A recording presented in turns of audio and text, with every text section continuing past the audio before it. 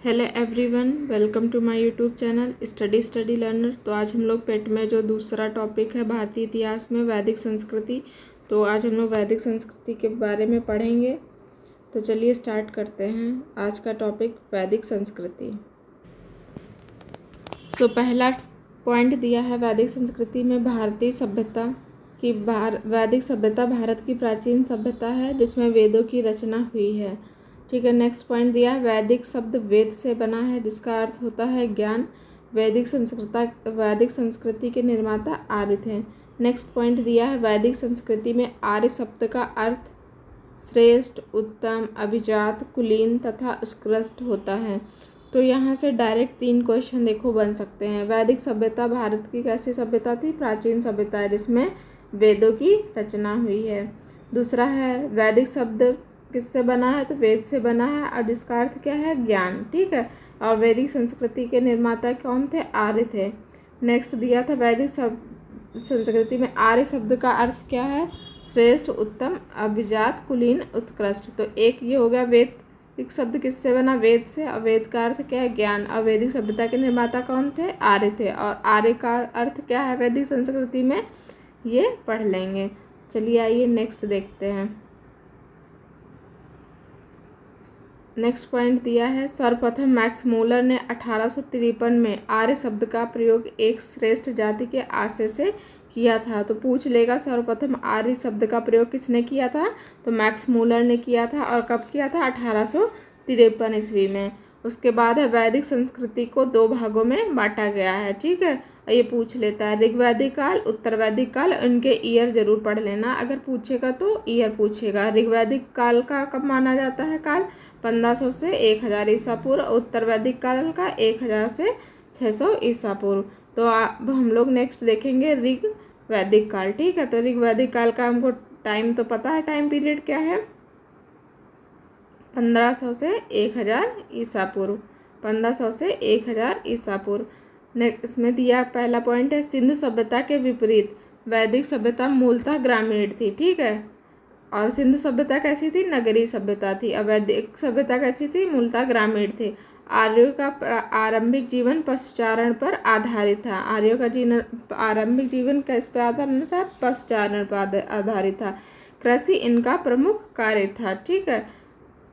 उसके बाद है नेक्स्ट पॉइंट 1400 ईसा पूर्व के बोगजकोई के अभिलेख में ऋग्वैदिक काल के देवताओं इंद्र, मित्र, वरुण तथा नासत्य का उल्लेख मिलता है। और देवताओं के नाम याद कर लेना। ठीक है। 4 देवता हैं, इंद्र, मित्र, वरुण तथा नासत्य। ठीक है। और किसमें मिलता है? बोगजकोई के अभिलेख में। ठीक है। उसके बाद नेक्स्ट पॉइंट है ऋग्वैदिक की अनेक जानकारी ईरानी भाषा के प्राचीनतम ग्रंथ अवेस्ता से मिलती है। ठीक है। तो ये भी इम्पॉर्टेंट एक हो गया। ऋग्वैदिक की जानकारी कहाँ से मिलती है? ईरानी भाषा के प्राचीनतम ग्रंथ अवेस्ता से ऋग्वेद की जानकारी मिलती है। उसके बाद नेक्स्ट दिया है आर्यों के मूल निवास के संदर्भ में विद्वानों के विचार अलग अलग हैं। देखो सबका विचार अलग अलग है कि आर्यों का मूल निवास क्या था। ठीक है। तो हर एक विद्वान के अनुसार आर्यों का हम लोग देखेंगे मूल स्थान क्या क्या है। प्रोफेसर प्रियंका के अनुसार है आर्य का मूल स्थान जर्मनी के मैदानी भाग था। गंगानाथ झा के अनुसार है ब्रह्मार्षि देश था। दयानंद सरस्वती के अनुसार तिब्बत था। बाल गंगाधर तिलक के अनुसार उत्तरी ध्रुव था। प्रोफेसर मैक्स मूलर के अनुसार मध्य एशिया या बैक्ट्रिया। और गाइल्स महोदय के अनुसार हंगरी अथवा डेन्ब्यू नदी घाटी था। उसके बाद नेक्स्ट है डॉक्टर अविनाश चंद्र दास के अनुसार है सप्त सैंधव प्रदेश। नेहरिंग एवं प्रोफेसर गार्डन चाइल्ड के अनुसार दक्षिणी रूस है। उसके बाद नेक्स्ट दिया है अधिकांश विद्वान प्रोफेसर मैक्स मूलर के विचारों से सहमत हैं कि आर्य मूल रूप से मध्य एशिया के निवासी थे। तो ये एक इम्पॉर्टेंट क्वेश्चन हो गया कि आर्य मूल रूप से मध्य एशिया के निवासी थे। ठीक है। और किसके अनुसार था?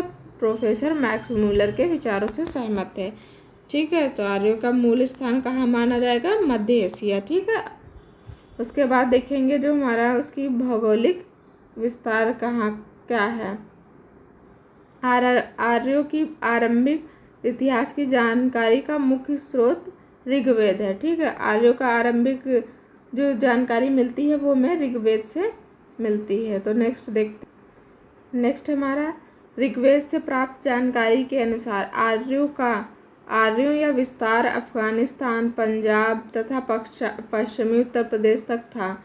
सतलज से यमुना तक का क्षेत्र ब्रह्मवर्त कहलाता है। ठीक है, तो सतलज से यमुना तक का क्षेत्र है जो ब्रह्मव्रत कहलाता है।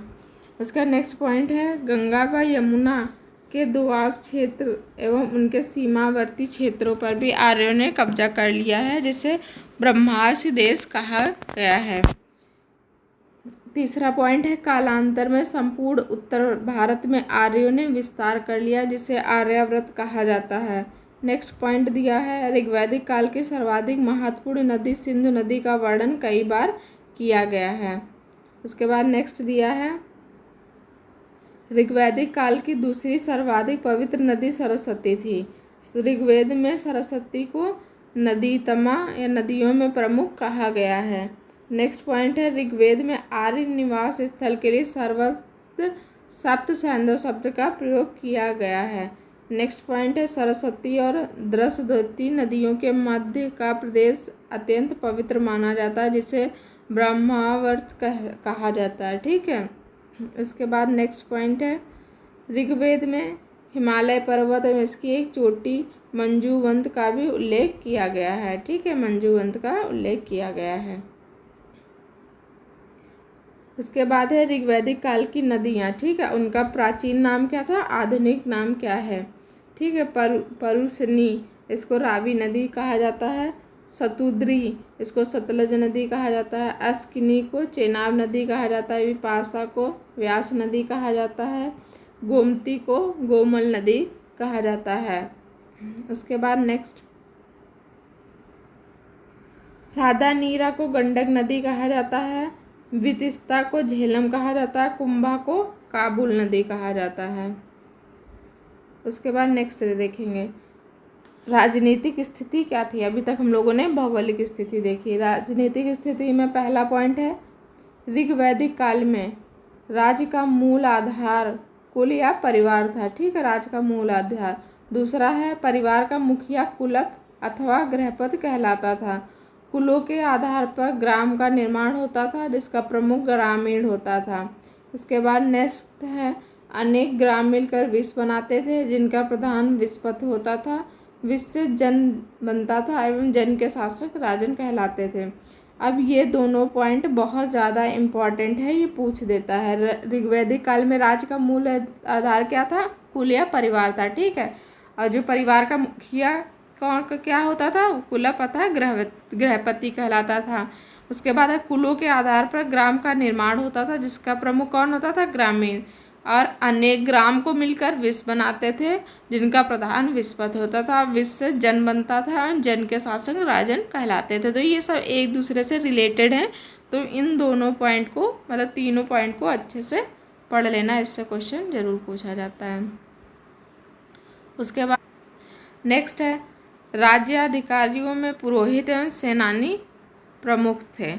दूसरा पॉइंट है वशिष्ठ रूढ़वादी एवं विश्वामित्र उदार पुरोहित थे। इस प्रकार आर्यों की इकाइयाँ 5 हिस्सों में बटी थी। पहला क्या था, कुल। ठीक है, फिर इसके बाद था ग्राम, फिर था विष, फिर जन था, फिर राज था। यही पांचों हैं जो ऊपर वाले 3 पॉइंट थे उसमें, और ये वही उन्हीं का लिखा है एक तरीके से। तो ये भी इम्पॉर्टेंट पॉइंट है, इसको भी याद कर लेना। आर्यों को 5 हिस्सों में बांटा गया था। उसके बाद नेक्स्ट पॉइंट है ऋग्वैदिक काल में अनेक जनतांत्रिक संस्थाओं का विकास हुआ, जिसमें सभा, समिति, विद्युत प्रमुख थे। ये भी इम्पॉर्टेंट है। नेक्स्ट पॉइंट है ऋग्वैदिक काल में महिलाएं भी राजनीतिक में भाग लेती थी। मोस्ट इम्पॉर्टेंट क्वेश्चन है। ठीक है, उसके बाद नेक्स्ट क्वेश्चन है सभा और समिति राजा को सलाह देने वाली संस्था थी। अब ये पूछ लेगा सभा और समिति क्या थी, तो ये राजा को सलाह देने वाली संस्था थी।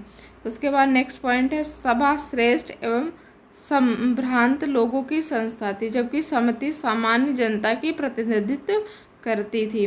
उसके बाद नेक्स्ट क्वेश्चन है, विदत आर्यों की सबसे प्राचीन संस्था थी, स्त्रियां सभा और समिति में भाग ले सकती थी। ये भी इम्पॉर्टेंट क्वेश्चन है। उसके बाद हम लोग देखेंगे कि आर्थिक स्थिति क्या थी। ऋग्वैदिक काल में आर्यों की संस्कृति ग्रामीण एवं कबीलाई थी। इस काल में गाय को पवित्र पशु माना जाता था और यह विनिमय के साधन के रूप में थी। नेक्स्ट है, गाय को अघन्या न मारे जाने योग्य माना जाता था। गविष्टि गाय की महत्ता बताने वाला शब्द है। नेक्स्ट पॉइंट है, पनी नामक व्यापारी पशुओं को चोरी के लिए विख्यात थे। ठीक है, पनी नामक जो व्यापारी थे पशुओं की चोरी के लिए विख्यात थे। नेक्स्ट पॉइंट है, ऋग्वैदिक में चतुर्थ मंडल में कृषि संबंधित कार्यों का वर्णन मिलता है। तो ऋग्वैदिक में ऋग्वेद है जो उसमें चतुर्थ मंडल है, उसमें कृषि से संबंधित कार्यों का वर्णन मिलता है। ये भी पूछा जा सकता है। उसके बाद हमारा नेक्स्ट पॉइंट है, सूत रथकार तथा कम्मादि नामक अधिकारी रत्नी कहे जाते थे। नेक्स्ट है, वेकांट सूदखोर थे जो बहुत अधिक ब्याज लेते थे। अब ये देखो इम्पोर्टेंस दिया है, दसराग युद्ध। इस युद्ध का उल्लेख ऋग्वेद के 7वें मंडल में है। यह युद्ध पुरुषनी रावी नदी के तट पर सुदास एवं 10 जनों के बीच लड़ा गया था, जिसमें सुदास विजयी हुआ। उसके बाद है देखेंगे उसकी सामाजिक स्थिति। सामाजिक स्थिति में है पहला पॉइंट, ऋग्वैदिक समाज पितृसत्तात्मक था। सामाजिक संगठन का आधार गोत्र का जन्मूलक था। नेक्स्ट पॉइंट है, समाज की सबसे छोटी इकाई परिवार या कुल था। उसका नेक्स्ट पॉइंट है, ऋग्वैदिक काल में संयुक्त परिवार की प्रथा प्रचलित थी। नेक्स्ट पॉइंट है, ऋग्वैदिक काल में वर्ण व्यवस्था के साक्ष्य दिखाई पड़ते हैं। ऋग्वेद के 10वें मंडल में वर्णित पुरुष सूक्त में 4 वर्णों की उत्पत्ति का वर्णन मिलता है।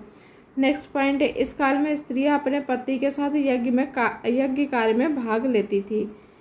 उसके बाद नेक्स्ट पॉइंट दिया है, ऋग्वैदिक काल में दास प्रथा प्रचलन था। ऋग्वैदिक काल में दास प्रथा का उसके बाद हमारा नेक्स्ट क्वेश्चन है, विवाह में दहेज प्रथा का प्रचलन नहीं था। ठीक है, ये इम्पॉर्टेंट है, दहेज प्रथा का प्रचलन नहीं था। एक तरीके से देख सकते हैं स्त्रियों की स्थिति अच्छी थी क्योंकि वो बहुत सारी चीज़ों में हिस्सा भी ले सकती थी। ठीक है, इसके अतिरिक्त बाल विवाह, सती प्रथा, पर्दा प्रथा का प्रचलन नहीं था।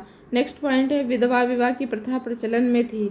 पुत्रियों का उपनयन संस्कार किया जाता था। ये देखो अच्छा था, यहाँ पे स्त्रियों की स्थिति अच्छी थी क्योंकि दहेज प्रथा भी नहीं लिया जाता था। बाल विवाह, सती प्रथा एवं पर्दा प्रथा का प्रचलन नहीं था। विधवा विवाह का प्रचलन था। ठीक है, पुत्रियों का उपनयन संस्कार किया जाता था। उसके बाद है धार्मिक स्थिति। ऋग्वैदिक काल के लोग जिस सार्वभौमिक सत्ता में विश्वास रखते थे वह एकेश्वरवाद था।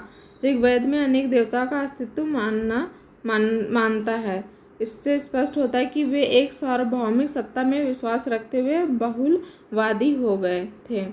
उसके बाद है हम जो हमारे महत्वपूर्ण तथ्य हैं उनके बारे में चर्चा करेंगे। ये बहुत इम्पॉर्टेंट है, सारे के सारे एज इट इज़ रट लेना क्योंकि ये पेपर में पूछे जाते हैं। उसके बाद है भारतीय साहित्य में वेद सर्वाधिक प्राचीन है।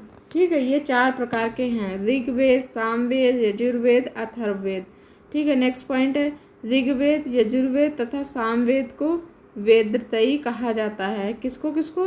ऋग्वेद, यजुर्वेद और सामवेद को वेदत्रयी कहा जाता है।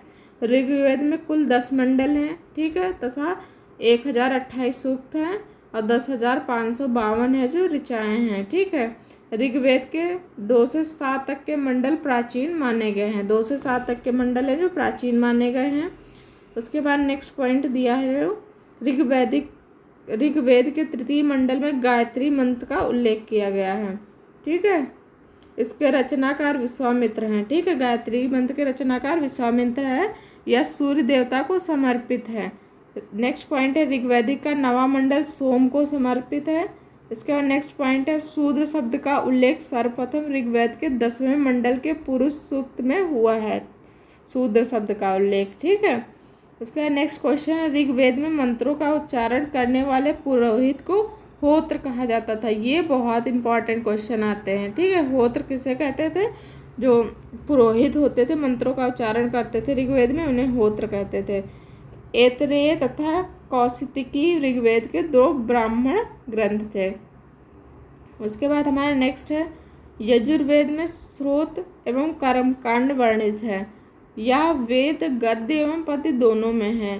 ठीक है, यजुर्वेद है जो है श्रोत और कर्मकांड में वर्णित है, कर्मकांड वर्णित है, और यह वेद और गद्य दोनों में है, मतलब यजुर्वेद में वेद और गद्य दोनों हैं।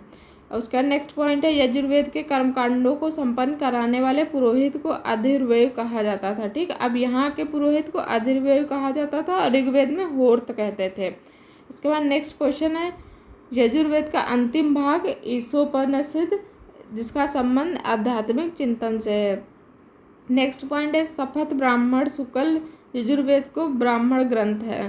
सामवेद में यज्ञों के अवसर पर गाए जाने वाले मंत्रों का संग्रह है। ठीक है, सामवेद में किस मंत्रों का संग्रह है, तो सामवेद में जो यज्ञों के अवसर पर गाए जाने वाले मंत्र उनका संग्रह है, और जो व्यक्ति इन मंत्रों को गाता है उसे उद्गाता कहते हैं। ठीक है, ऋग्वेदिक में होत्र कहते हैं और यजुर्वेद में अर्धवयु कहते हैं और सामवेद में उद्गाता कहा जाता था। इसके बाद नेक्स्ट क्वेश्चन है अथर्ववेद में सामान्य मनुष्य के विचारों, विश्वासों तथा अंधविश्वासों का वर्णन मिलता है। अथर्ववेद के मंत्रों का उच्चारण करने वाले पुरोहित को ब्रह्मा कहा जाता था।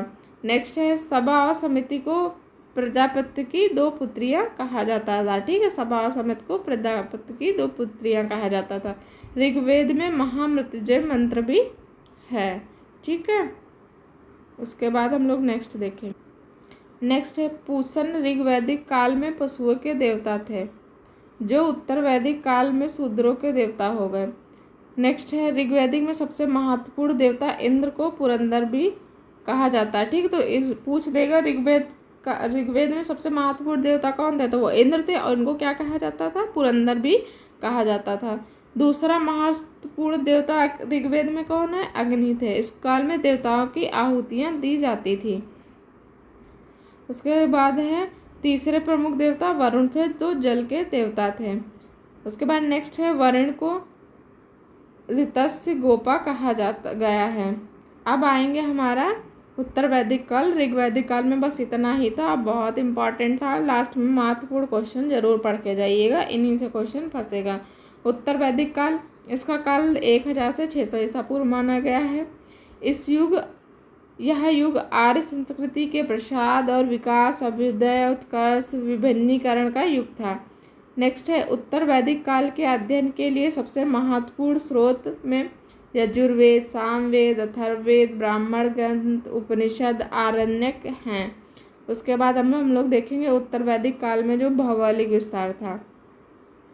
इस काल की सभ्यता का केंद्र पंजाब से बढ़कर कुरुक्षेत्र तक आ गया था।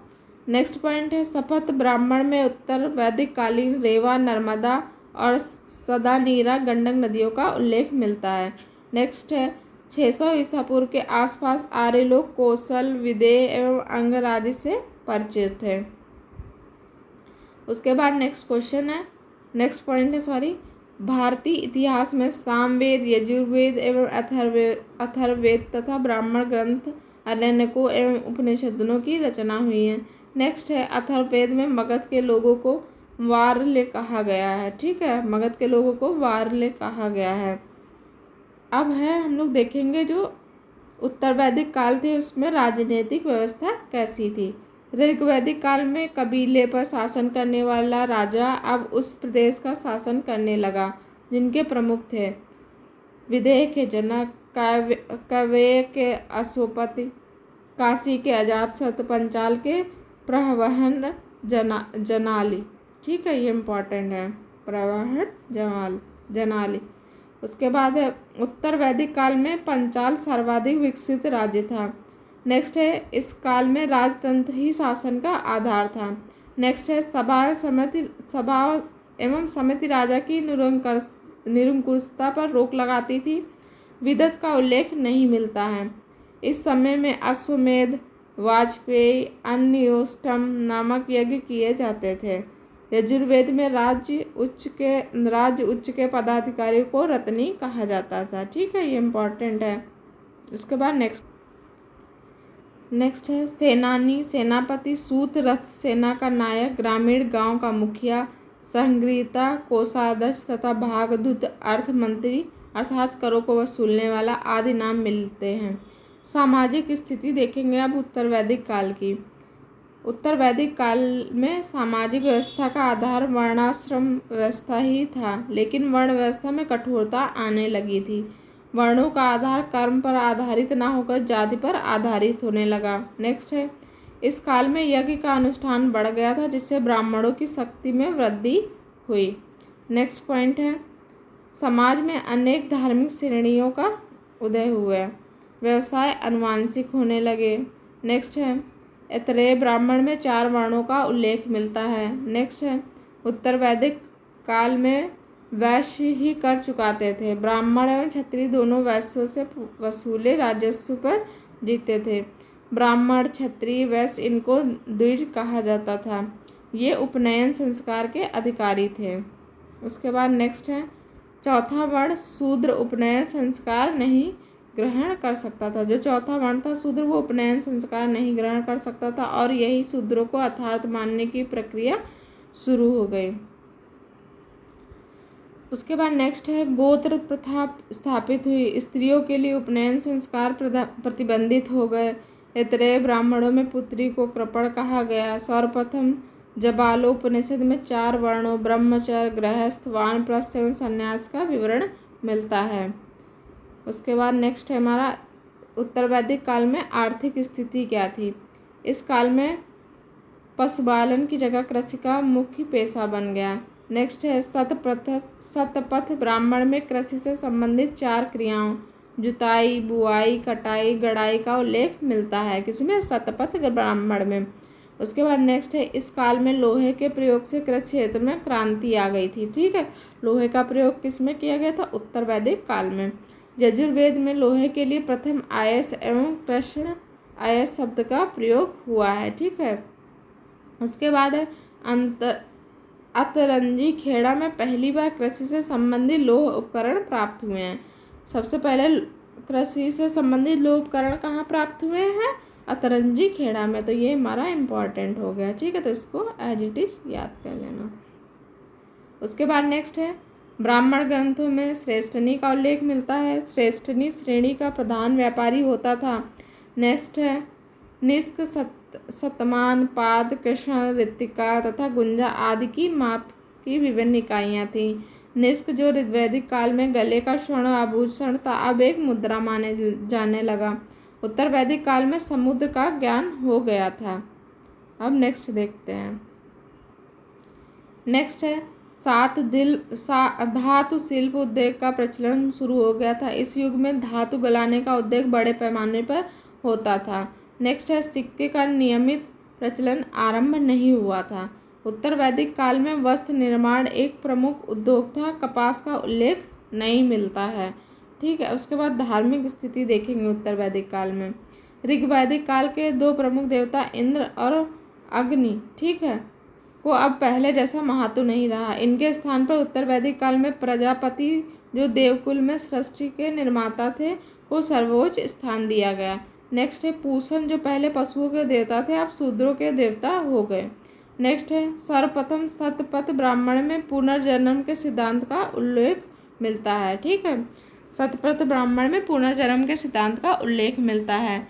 अब उसके बाद नेक्स्ट है, इस काल के 2 महाकाव्य थे। कौन कौन से? महाभारत, जय संहिता तथा दूसरा महाकाव्य रामायण था। नेक्स्ट है, उत्तर वैदिक काल में 6 दर्शनों का बीजारोपण हुआ। ठीक है, उसके बाद प्रमुख दर्शन एवं उनके प्रवर्तक देखेंगे। दर्शन थे और उनके प्रवर्तक कौन थे? 4 वर्ग के थे, 4 वर्ग। ठीक है, प्रवर्तक योग के थे पतंजलि, योग के कौन थे? पतंजलि। सांख्य के थे कपिल, न्याय के थे गौतम, पूर्व मीमांसा के थे जैमिनी। ठीक है, और उत्तर मीमांसा के थे बादरायण। ठीक है, वैशेषिक के थे कदार्थ एवं उलूक, काणाद उलूक। उसके बाद हमारा नेक्स्ट है, मृत्यु की सर्वप्रथम शतपथ ब्राह्मण में तथा मोक्ष की चर्चा उपनिषद में मिलती है। मृत्यु की चर्चा किसमें मिलती है? शतपथ ब्राह्मण में। और मोक्ष की उपनिषद में मिलती है। नेक्स्ट है परीक्षित को मृत्युलोक का देवता कहा गया है। नेक्स्ट है पुनर्जन्म की अवधारणा बृहदारण्यक उपनिषद में मिलती है। अब इसके अन्य महत्वपूर्ण तथ्य जो थे वो पढ़ेंगे उत्तर वैदिक काल के। पहला है उत्तर वैदिक काल में राजाओं को राज्याभिषेक के समय राजसूय यज्ञ का अनुष्ठान किया जाता था। ठीक है, उत्तर वैदिक काल में राजसूय यज्ञ का अनुष्ठान किया जाता था। उसके बाद नेक्स्ट हमारा दिया है उत्तर वैदिक काल में कौशाम्बी नगर में प्रथम बार पक्की ईंटों का प्रयोग किया गया। ठीक, बहुत इंपॉर्टेंट है। उत्तर वैदिक काल में कौशाम्बी नगर में प्रथम बार पक्की ईंटों का प्रयोग किया गया। अब ऐतरेय ब्राह्मण में वर्णित शासन व्यवस्था उसके बारे में देखेंगे जो ऐतरेय ब्राह्मण में दिया गया था। ठीक है, क्षेत्र, शासन और उपाधि। ठीक है, पूर्व में साम्राज्य, ठीक है, उपाधि सम्राट की दी जाती थी। पश्चिम में स्वराज्य था शासन, उपाधि स्वराट की उपाधि मिलती थी। उत्तर में वैराज्य का शासन था, उपाधि विराट की मिलती थी। दक्षिण में भोज का शासन था, उपाधि भोज की मिलती थी। मध्य देश में राज्य था, उपाधि राजा की मिलती थी। फिर नेक्स्ट है छांदोग्य उपनिषद में केवल 3 आश्रमों का उल्लेख मिलता है। ठीक है, छांदोग्य उपनिषद में केवल 3 आश्रमों का उल्लेख मिलता है, जबकि जाबाग्लो उपनिषद में 4 आश्रमों का मिलता है। फिर है बृहदारण्यक उपनिषद में याज्ञवल्क्य गार्गी संवाद का उल्लेख मिलता है।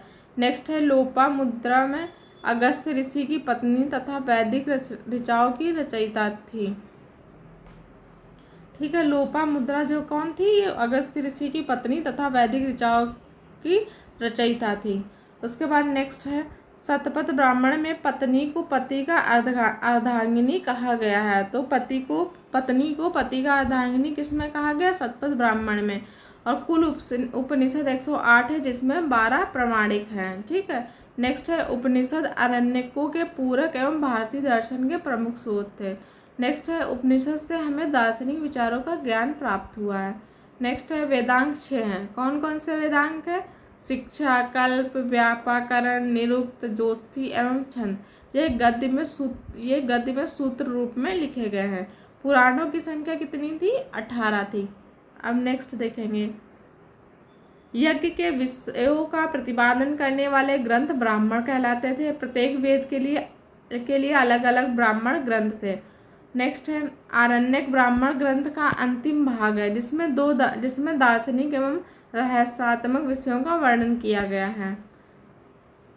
नेक्स्ट है भारतीय राष्ट्रीय आदर्श वाक्य सत्यमेव जयते। ठीक है, मुंडो उपनिषद से लिया गया है। मोस्ट इम्पॉर्टेंट क्वेश्चन, भारत का राष्ट्रीय आदर्श वाक्य सत्यमेव जयते कहाँ से लिया गया? मुंडोक उपनिषद से लिया गया है। नेक्स्ट है उत्तर वैदिक काल में मूर्ति पूजा का आरंभ हुआ था। उत्तर वैदिक काल में। नेक्स्ट है यम, नचिकेता और उनके बीच 3 वर प्राप्त करने की कहानी कठोपनिषद में वर्णित है। नेक्स्ट है निष्काम कर्म का सिद्धांत का प्रथम प्रतिपादन ईशोपनिषद में हुआ है। नेक्स्ट है पुनर्जन्म का सिद्धांत सर्वप्रथम शतपथ ब्राह्मण में मिलता है। बस यहाँ पे हमारा जो वैदिक संस्कृति था वो ख़त्म होता है। कल हम लोग जो है बौद्ध धर्म में गौतम बुद्ध की जीवनी उनकी शिक्षाओं के बारे में पढ़ेंगे। अगर वीडियो अच्छा लगा हो तो उसको लाइक, शेयर और सब्सक्राइब कीजिएगा और अच्छे से पढ़िएगा, रिवाइज करिएगा। Thank you.